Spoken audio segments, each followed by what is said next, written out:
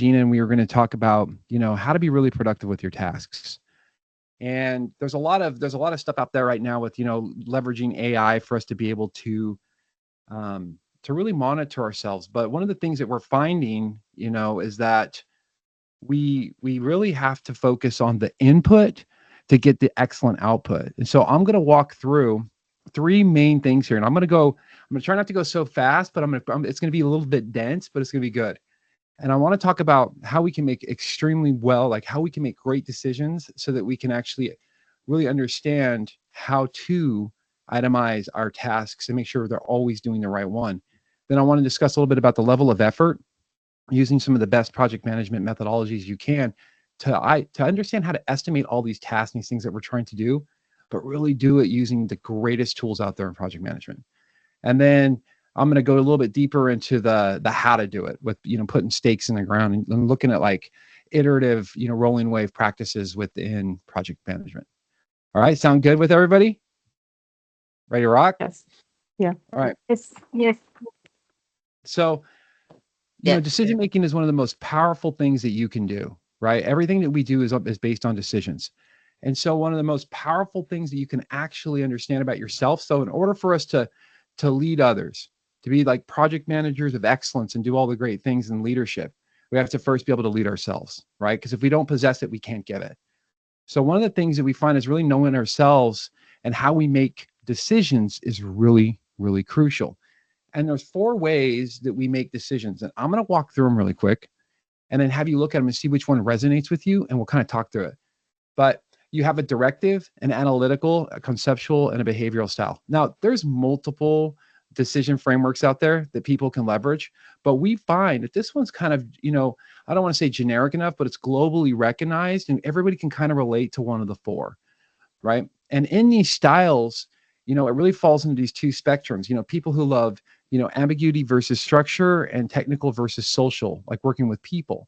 And so we have to follow which spectrum that we fall on. And once we understand that, then we can start making better decisions in real time, not only in real time, but then with how we actually itemize all of our tasks and to be the, to optimize our productivity.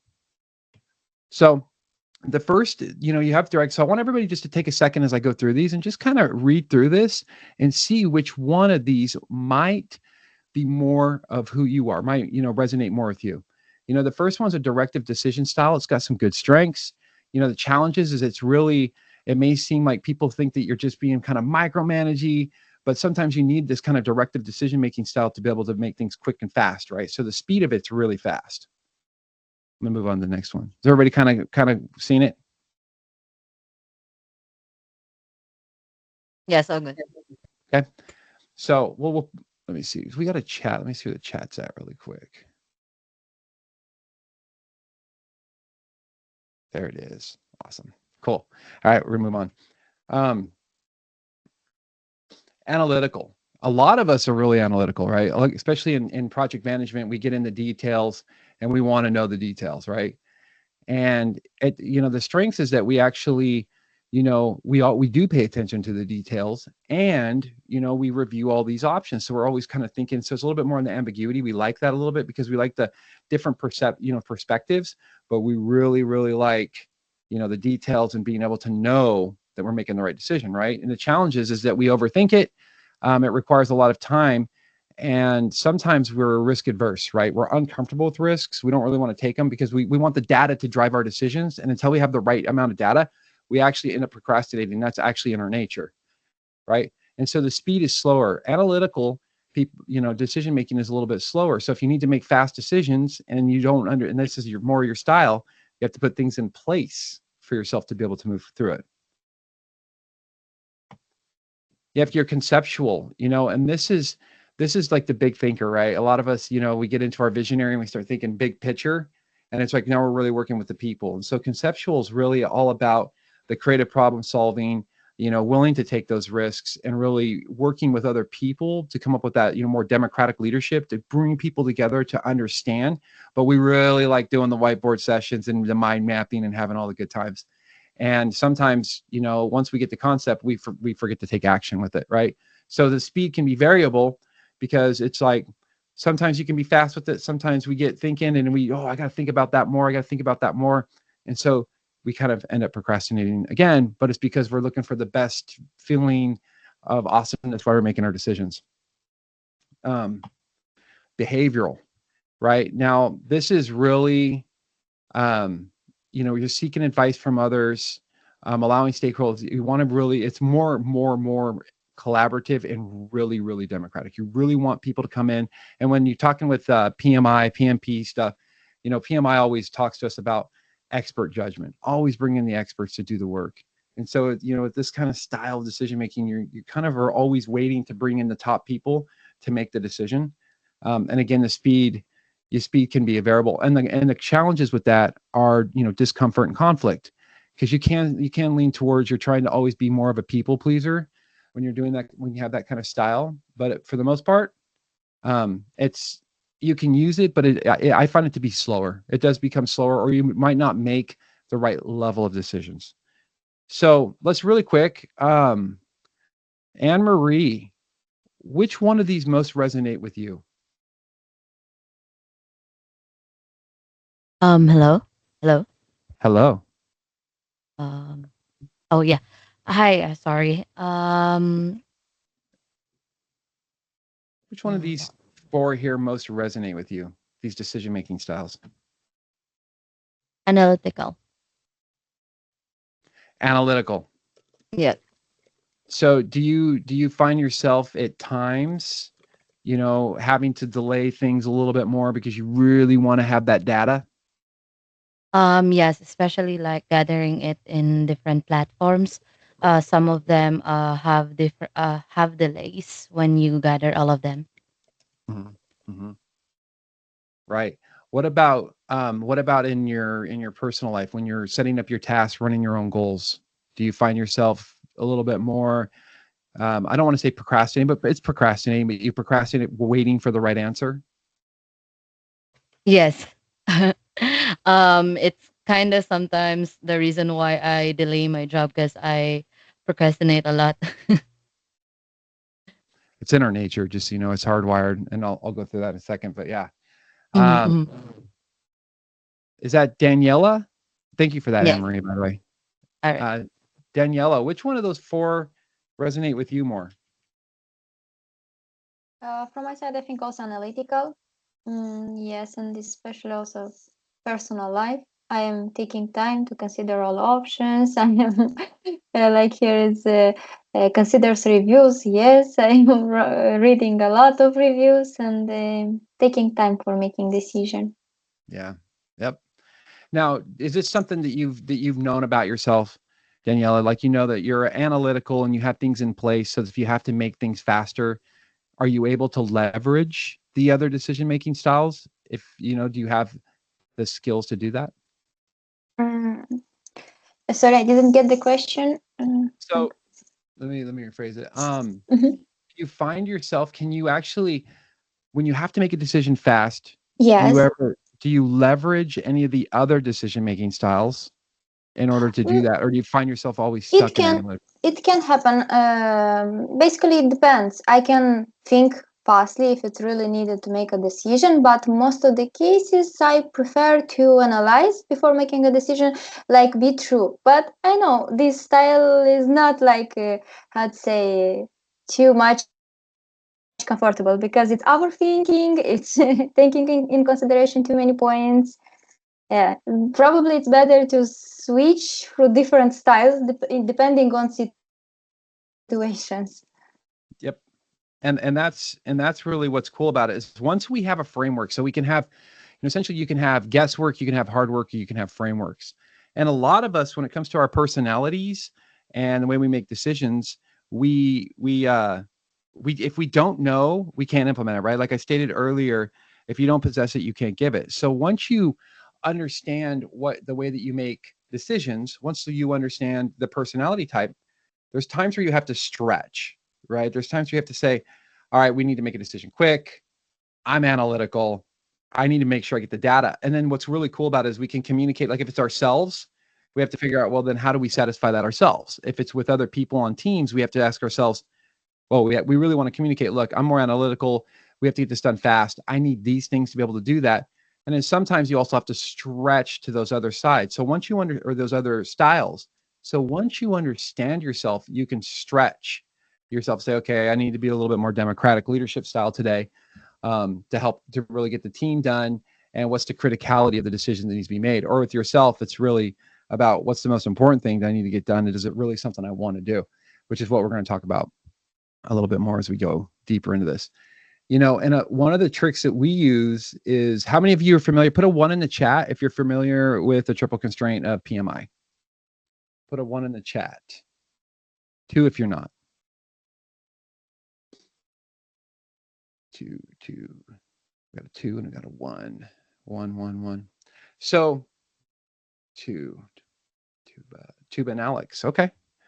And Jewel. All right. So essentially, what this is just a triple constraint. It's the triangle of PMI, and it's basically everything. There's when we're talking about project management, we think of things in scope, schedule, cost. Now, I add quality, resources, and risks to the center, but for the most part, if any one of these things are off on your project, it affects the other one. So if your scope gets bigger, then your schedule and your cost can get bigger, right? If your scope shrinks, then your time and your cost, your schedule and your cost shrink, as well as you have your quality requirements, you have resources you might have to add, and you have risks that could come in as well.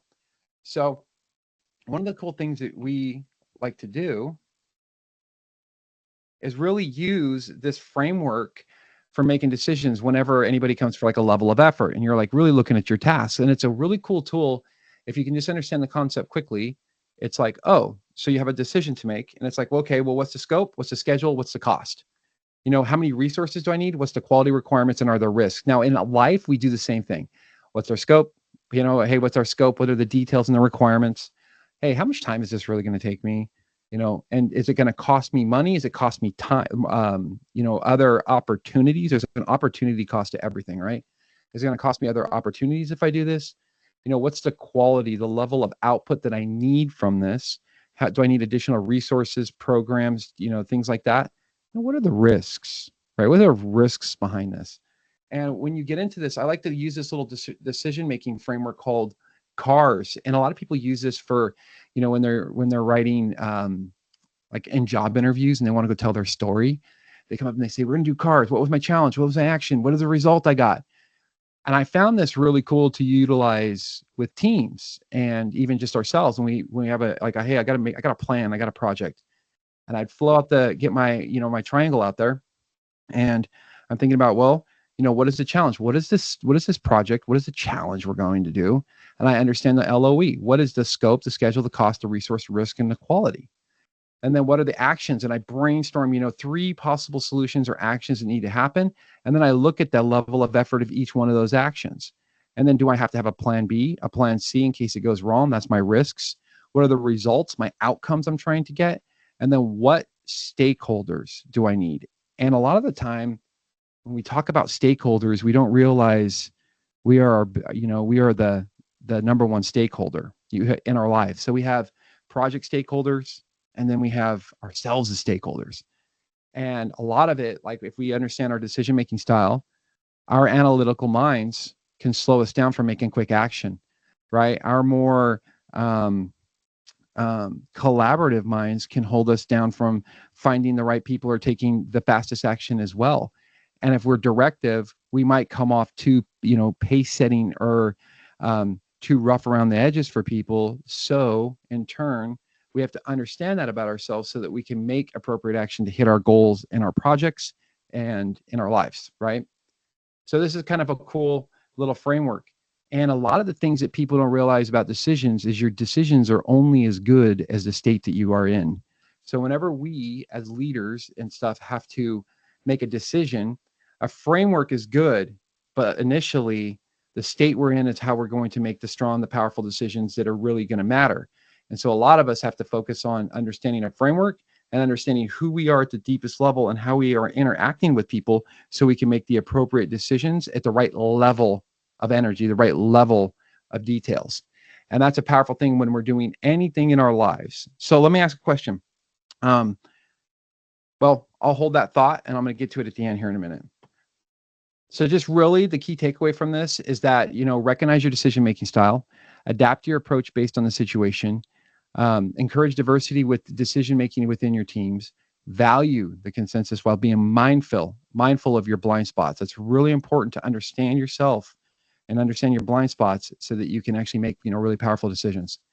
So this really set the framework for what I'm getting ready to talk about in the next session. Does anybody here have any questions about this or anything they would like to add to it? Let me see if we got any questions here.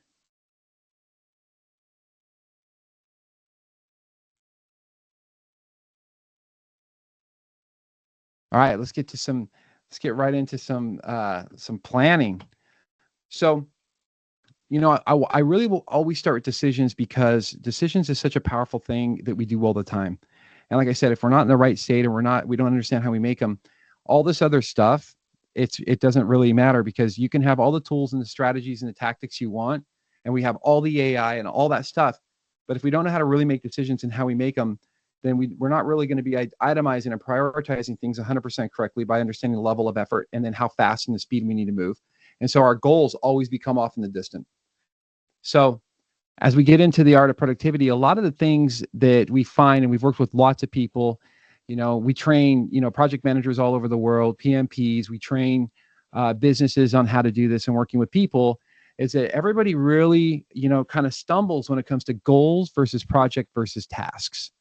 And so when we get in here, a goal is just really the why. Why are we doing something? We always want to start with what is the outcome of anything we're trying to do, whether it's a project charter you're kicking off. It's like, hey, I need to know what the goal is. Where's my North Star? What am I pointing my ship at? Because if you don't know it, then how are you going to hit it? A lot of us make tasks not really knowing, does this actually contribute to us achieving our overall goal? And then the next thing that happens is that we have to understand the projects that go underneath it, right? And these are our short endeavors. They have a start and a finish. And a project is when we talk about agile frameworks or any of that, a project is, a series of tasks, big chunks of work, right? There's an outcome, there's a project, right? And this is the what needs to happen and when to deliver it. And this is really important. And this happens in anything that we're doing. If we're, if we're getting married and we're going to have a wedding, that's the project, right? What's the goal is getting married, right? Making sure it's successful getting married. And the project is the actually setting it up, what needs to happen and when. Then we get to tasks. Now the tasks are how to complete the project objectives. And it's really important that people understand that a task is literally a thing that we do in order to accomplish the bigger goals, right? Now, how many here, and we'll put a 1 in the chat if this sounds like you too, if not, but how many of you here have a task and you're like, oh, I can do that task. I can have it done today. It'll only take me an hour. And you get into it, 3 days goes by and you still didn't get the task done. How many of you done that? One in the chat. If that's you and you've done it, and 2, if not. Many times. Right? Right. So here's the thing. Yep. I see those ones flying here. I'm going to put 1 in there too. I'm going to join the party. So the problem is that a lot of us don't realize tasks. Task is like, I just got to do a thing, right? I got to go do this thing. And it could be that, maybe that thing is 2-3 hours long, but it's like, once you get into it, you can block the time, you can do the task and get it done. If not, it's a project, right? And a lot of us, let me see if I got this in here. Yeah. And a lot of us don't realize that a lot of these tasks that we're doing are considered mini projects. And if you think of it like this, if you can wrap your mind around the concept of just, hey, we have our goal, we have our big project, whatever we're trying to accomplish, that satisfies the goal, the where and the when, or the what and the when, and then how we do it with the tasks, that within those tasks, there's micro projects. Because if we understand that we have these mini projects, then what happens is that we'll allocate the right amount of time to do it. And so instead of saying, oh, I can have that done today, we're like, well, hold on, this is actually bigger than I think. You pull up your triangle and you go scope, schedule, cost, time, resource. You start looking at the level of effort and you realize, really, this is going to take me 4 hours. And most people can't ever really dedicate 4 hours to any one thing in a day. So really, this could take me, I know I could do, 3 90-minute sessions. So I could have this done in about 3 days. What's the schedule? When does it need to be done? and then you can allocate the appropriate time needed to do the scope of work. And you can create up your little micro goals and you can measure them. And this is where we really get into, high performance output and working with these teams. Historically, this is one of the biggest distinctions when I get up there and I talk to them about, like, okay, goals, projects, tasks, mini goals. And so I started having people, and it was interesting, I was working with these defense guys, and we were building some missile silos. And one of the coolest things is I really went over this concept because everybody was always overestimating, right? And they're always like overestimating everything. It's like, man, or underestimating this, overestimating that. And they could just never really hit their goals. And I was like, I started really looking at the team. And when I broke this down for them, I was like, let's understand this. And this is really what the project management pathway is about. It's about how to really, be able to itemize and prioritize your time effectively to really get the most out of it. Because it's not really about, all the tasks that you can do in time. It's what you fill those moments of times with that matters, right? How we use it, because we can't manipulate time. We can only fill it with the right things. And so I'd get there and I explained this to them. And the cool thing is, as we started moving around and going through these different meetings, the team would be like, whoa, whoa, whoa, whoa, whoa, whoa, whoa. Is that a task or a mini project? And once they wrapped their mind around that, it was like they were starting to get really efficient. And that particular team, there was two teams that were doing the same work. They had to split the work out and divide it and go. That team blew the socks off the other team when it came to hitting all their performance metrics, their deliverables. It was incredible. And even just their daily tasks, their morale, everybody was just up and with drive to it. So it's an important concept that I love to share, and a lot of people get a lot of results, personal and professional life. And one of the biggest things that you can do when you're starting to plan is milestones or micro goals, right? These are your small little measurable results. So as we get through and get your goal, your project, and your tasks, in order for us to not procrastinate, we want to put together our little micro goals, right? We want to make sure that we understand that for every little task that we're doing, we have a micro goal. Like we have something that we have a milestone that we're trying to hit. So in Scrum, that we can look back and say, did we do it? Did we do the thing that we said we were going to do? And then why did it matter? And that's an important concept. A lot of people, we start talking about milestones, they're like, well, this sounds like a lot of planning, a lot of hard work.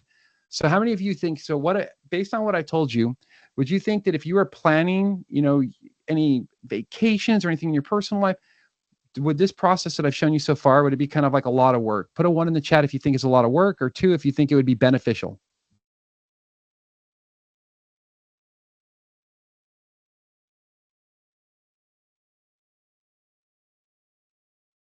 Benefit, see? Awesome. Very cool. Very cool. Right? So even with our mini projects and these smaller tasks, you put those incremental deliverables in those milestones, those micro goals, and that's really where the power comes in, because now you're having these, and I'm going to show this in a minute, you're having these, and I don't want to, a lot of people we know that our brain is addicted to like dopamine drops, like the micro dose of dopamine. We get it with our social media. There's a lot of science behind it, but you actually are creating protocols within yourself. You're leveraging your biology to actually motivate yourself with micro goals. And I'm going to go over that here in a little bit more in depth. But before I do, one quick thing I want to talk about is how many of you here are familiar with a WBS and you use it? 1 in the chat if yes, 2 if no. WBS, and you use it. So we're using it. We got them. We use them.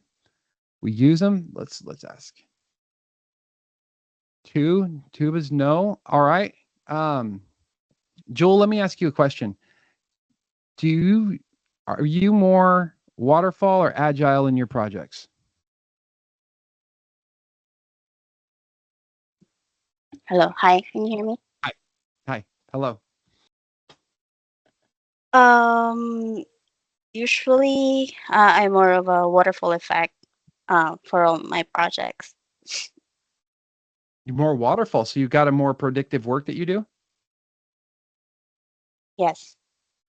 Awesome. Can you share what it is that you work on? Is that okay?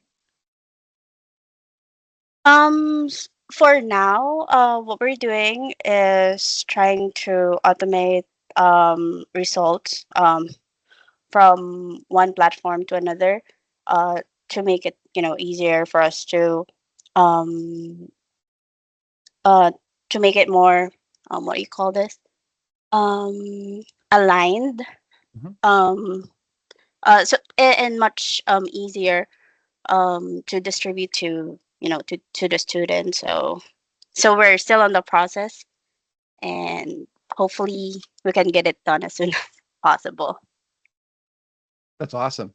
Do you use work breakdown structures when you do that? Do you guys plan with a work breakdown, have a WBS that you're always looking at?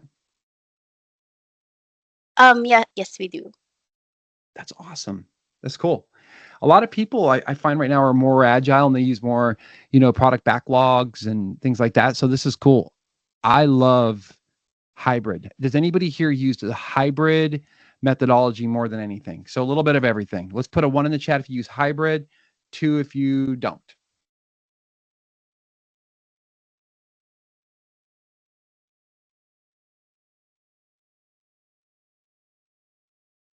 So hybrid methodologies is basically taking you have all the tools in the toolbox. You can use waterfall and you can use adaptive or agile, and you can utilize them in either your life cycle or you can utilize them in your development approach to actually do the work.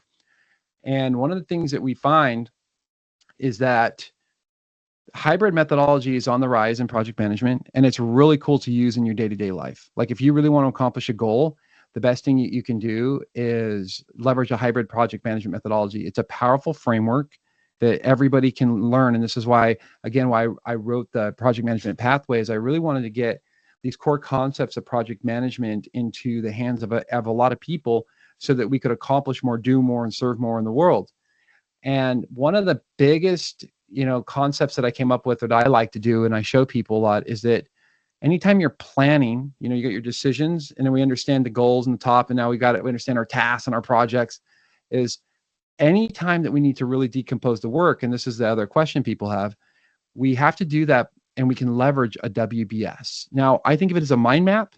I think of it as work breakdown structure, however anybody wants to think of it, to really resonate with them, which is totally cool. But it's a powerful tool that anytime from the macro down to the micro, you can do this process to understand your level of effort and get an incredible result. And a lot of people miss that. So the minute that you have like your project, you can literally have your project here at the epic level. Can you all see my cursor? You can have your project here at the top level. Just, hey, this is the project, this is the outcome. And then underneath it, you have your mini phases or a project. Well, underneath them, you can continue to break this WBS down into backlogs as well, but you can break them down into where like this task right here, once you realize, oh, it's a mini project, you can just follow this formula and keep breaking down the work so that you can actually really accomplish your goals. And it's a powerful methodology that you can do anywhere, anytime on a piece of paper and get a major result. And so, I'm always talking about, weeks, days, and hours. I'm always thinking through it. Is this a mini project? If it's a mini project, what's that level of effort that I want to do to achieve it? Because a lot of us, we want to do the things that we love in life. And the more details that you have on the projects that you're working on, the less time that you spend in reactive mode. We're being proactive in a reactive environment. And that means that we can do more of the other things that we love and be planning that as well. And so one of the most powerful methods to do this, and this goes back to what I've mentioned about, being, procrastination, and I've mentioned about those milestones. And one of the best ways that we can do this is a form of, the WBS being your predictive and rolling wave being more of a iterative, right? It's an iterative process. How many of you are here familiar with rolling wave? Go ahead and put a one in the chat if you are, two if you're not.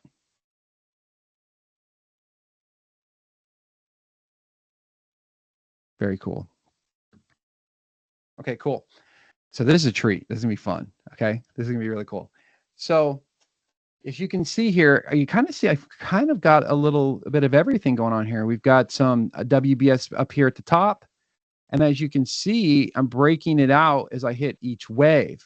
Now, one of the things that a lot of research has been done on human performance is that we procrastinate. We're surprised, right? We're all surprised that we procrastinate.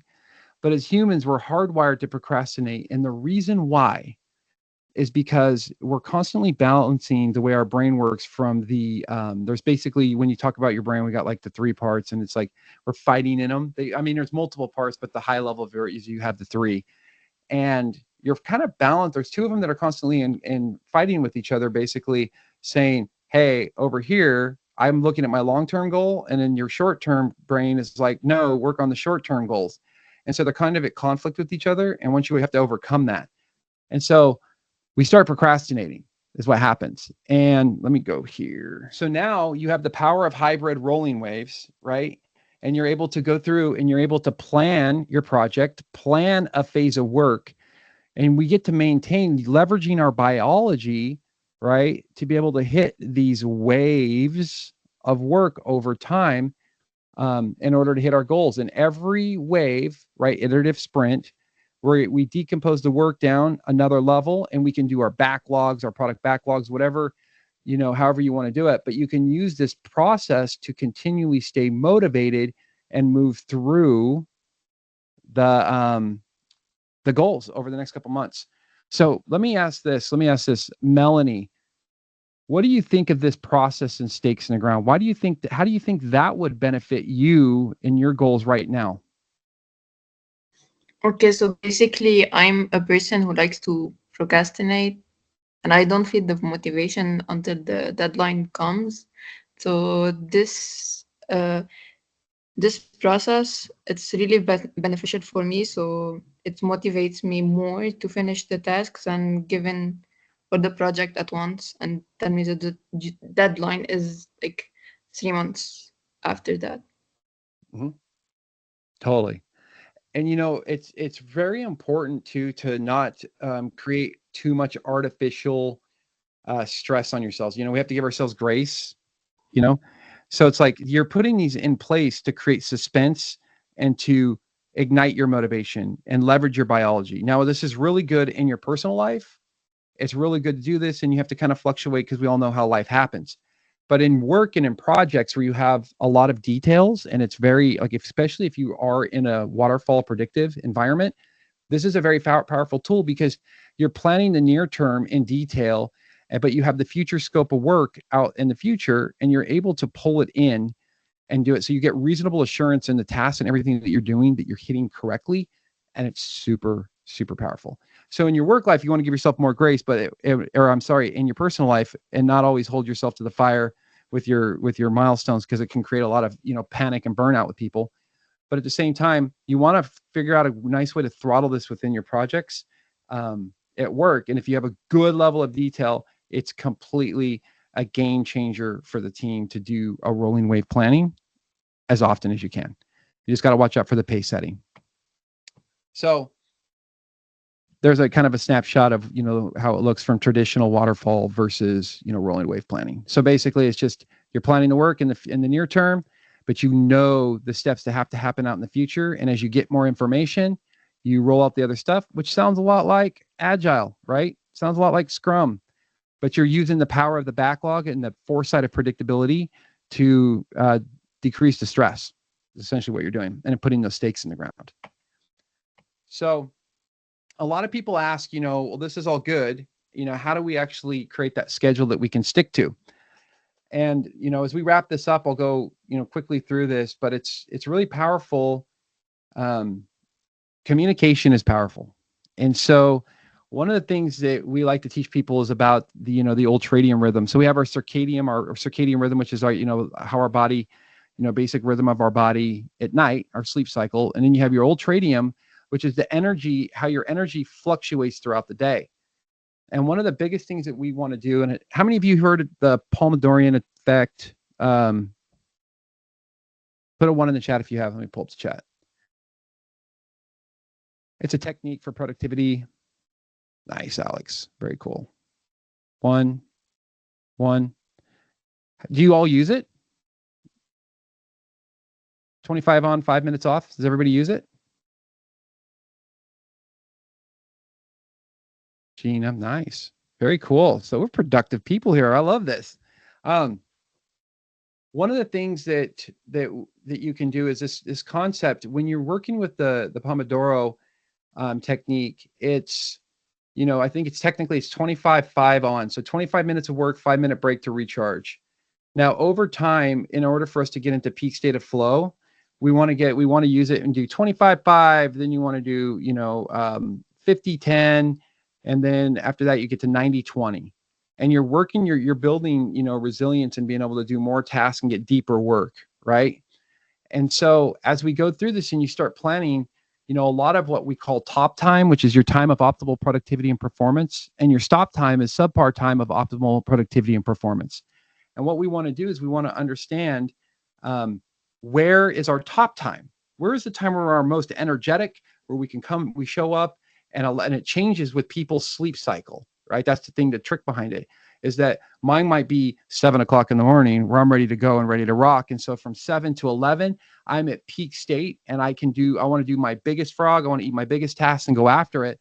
Where in the daytime, after a while, you get to your time kind of goes down, right? Your energy goes down like after lunch. And this is all science that says it, your lunch, your time based on where you're at in your life, right? Because it slides wherever some people sleep longer, some people stay up later, so that kind of slides. But essentially in the afternoon, more people are sluggish. And that's when you want to do things like emails, looking at, following up with your teams. There are some days that is a very useful to take advantage of those peak energy days. Yeah. Yeah. And so it's like you really want to figure out how to leverage that as much as possible in your life. And what we really find though here is at the top time, you actually get another boost in the evening. How many here? One in the chat. If you all sudden out of nowhere every evening, you kind of get this burst of energy where you want to do all those great things and you get all pumped up and you're running around doing it and then you crash again. Does that happen to anybody? Give me a one in the chat if so, two if not.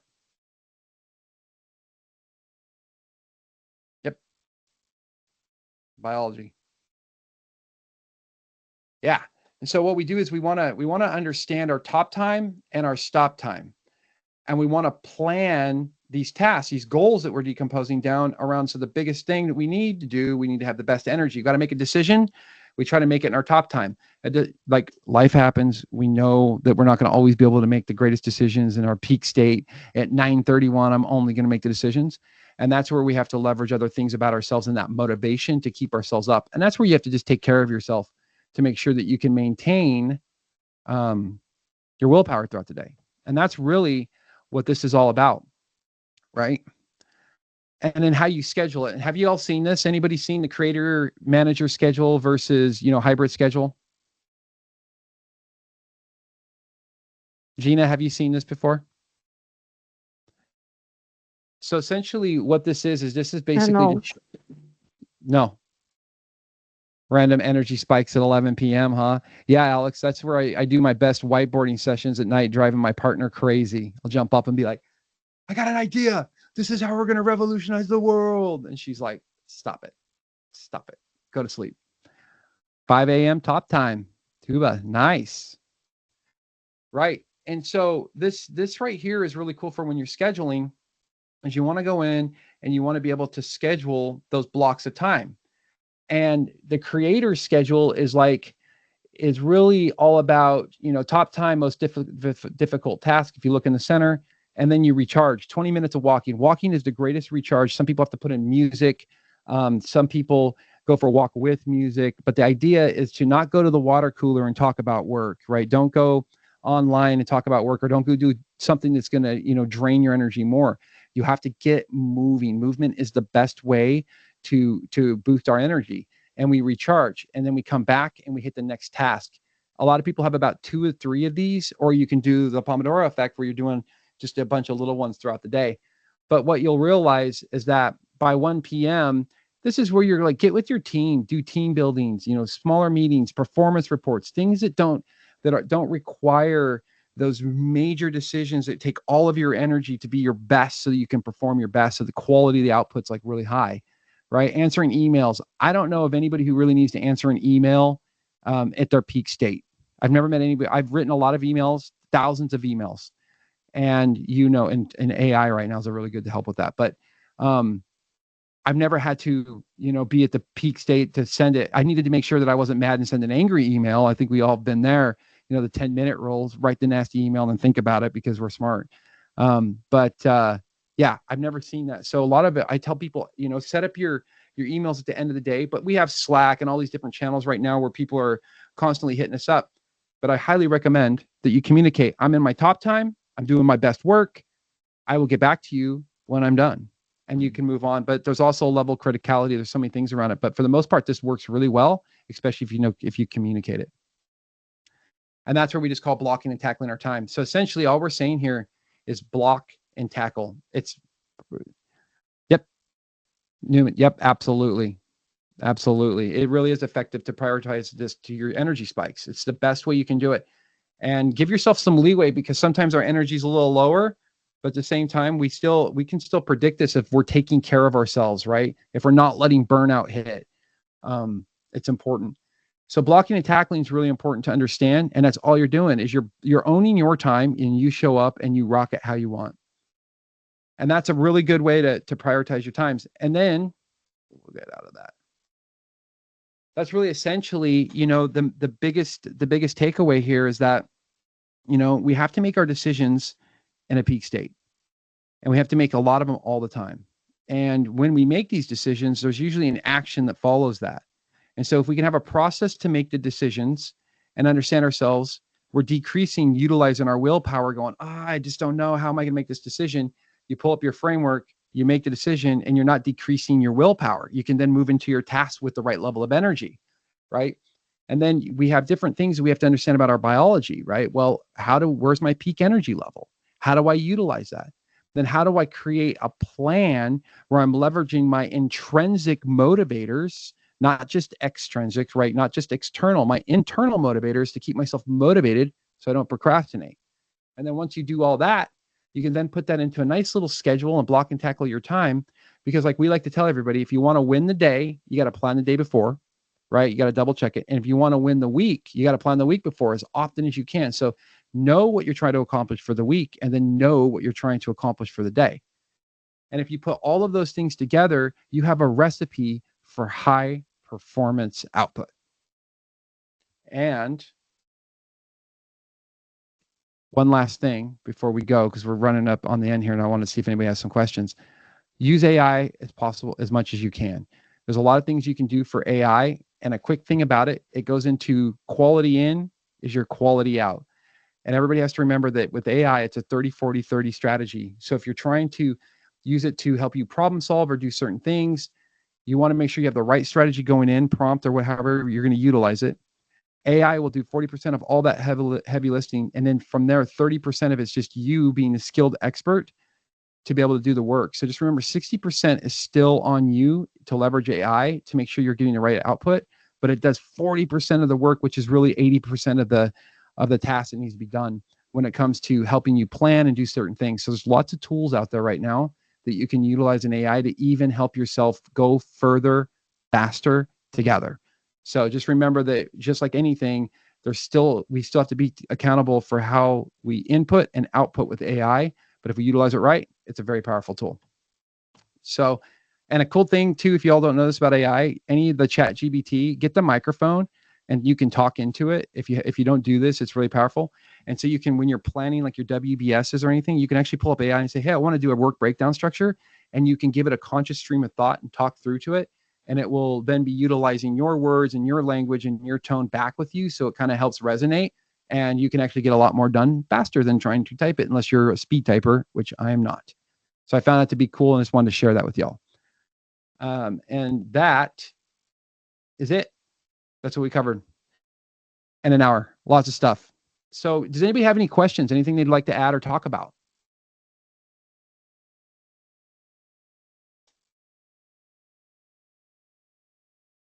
Alex. Thank you. Actually, it's just a like question of recommendation. So for the schedule, or for building the schedule, is there any tool that it's like that you will prefer to use it? I usually and I know that it's so inefficient, but I usually use like like slide builders, like PowerPoint or Canva, and I know that that's like not the best efficient way for like scheduling your day or your week. So, is there any tool that you recommend for that?